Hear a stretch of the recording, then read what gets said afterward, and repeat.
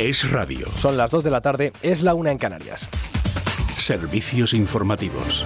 Bueno, pues esta es la semana en la que se consolida el negocio en plena campaña por las elecciones europeas. La compra-venta de los 7 votos que hicieron presidente a Pedro Sánchez a cambio de la amnistía, la impunidad para un golpista. Este jueves es el día en el que la mayoría gubernamental va a dar su plácet en el Congreso y Pedro Sánchez va a saldar la deuda de su investidura eliminando los delitos que se atribuyen a quienes sin éxito intentaron tumbar la democracia en 2017, incluidos los de corrupción, malversación y, por supuesto, los de terrorismo. A menos que no hayan atentado gravemente contra los derechos humanos, porque en los últimos meses hemos aprendido que hay también delitos de baja intensidad. El jueves el Congreso lo va a aprobar. Y desde el viernes hay que empezar a mirar si jueces y tribunales lo aplican, porque hay que dar por hecho que quienes tengan en su mano el poder hacerlo van a preguntarle a Europa, claro, si esto afecta o no a quien está investigado por terrorismo, es decir, a Puigdemont.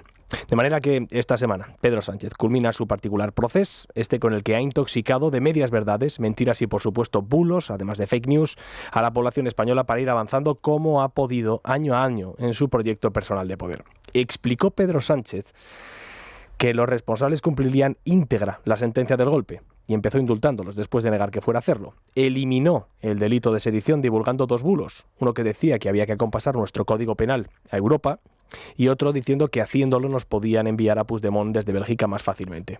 Rebajó la malversación bajo el bulo de que no afectaría a los corruptos. Nos contó que Puigdemont tenía que comparecer ante la justicia española para ser juzgado y cuando necesitó 7 votos para investirse presidente, le entregó una amnistía que él mismo calificó antes de inconstitucional y que luego negó, difundiendo ese otro bulo de que todo se estaba haciendo no por los 7 votos, sino por la concordia de España.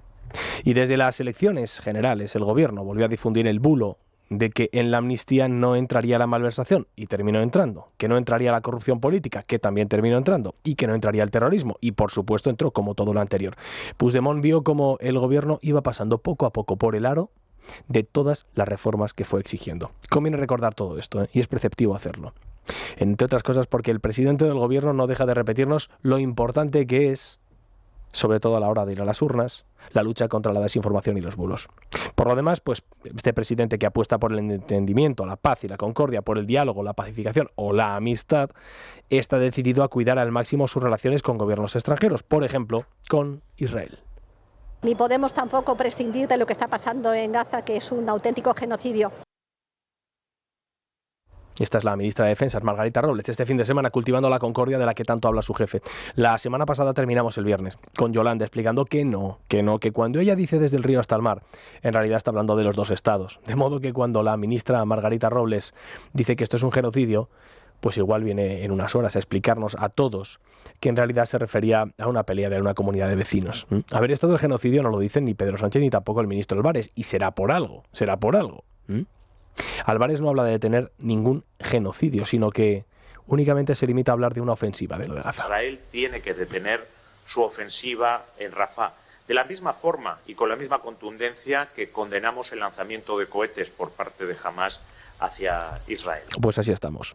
Lo cierto es que podríamos andar como Estados Unidos, Francia, Alemania, Reino Unido, Japón, Australia, Italia o Polonia, que no tienen problema alguno con Israel, o con Irlanda y Noruega incluso, que aunque mañana van a reconocer el Estado palestino, pues no han salido a hablar de genocidio ni a hacer suyas proclamas que utilizan los nacionalistas palestinos y los terroristas de Hamás, pero este gobierno, ya saben ustedes, siempre va un pasito por delante.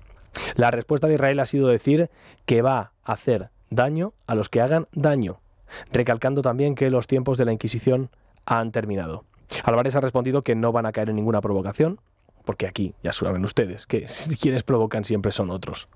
La pregunta es si va a llegar el momento en el que Pedro Sánchez retira a nuestra embajadora de un país donde, según dicen, se está cometiendo un genocidio, lo cual es bastante grave, aunque es muy posible que para que retiremos a un embajador, como ha sucedido con Argentina, pues haya que esperar a que Netanyahu o cualquiera de sus ministros digan en un mitin que Begoña Gómez es una corrupta, y entonces ahí ya sí tendremos al gobierno de España respondiendo con toda la contundencia, pues Begoña, ya saben ustedes que es el límite que el resto de los dirigentes mundiales no pueden o no deben cruzar.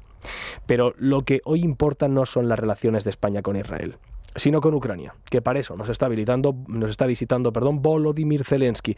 Y aquí al gobierno hay que reconocer que tiene un problema consigo mismo, porque Pedro Sánchez le ha prometido un suministro de armas a Ucrania por valor de 1.100 millones de euros, un suministro que va a reportar contratos millonarios a la industria española de defensa. Y la pregunta del día es, ¿y con esto está de acuerdo Sumar? Pues miren, no. No solamente no están de acuerdo. Es que no lo sabían. Desde Radio le hemos preguntado al portavoz de Sumar, Ernest Urtasun. Oiga, ¿y ustedes? Esto ya sabemos que no lo sabían, pero ¿estaban de acuerdo? Leticia Barquín ha sido. Ya nos ha dicho que no están conformes con la decisión de invertir, de suministrar armas a Ucrania por valor de más de 1.100 millones de euros, pero en todo caso esta inversión ha sido consensuada con Sumar.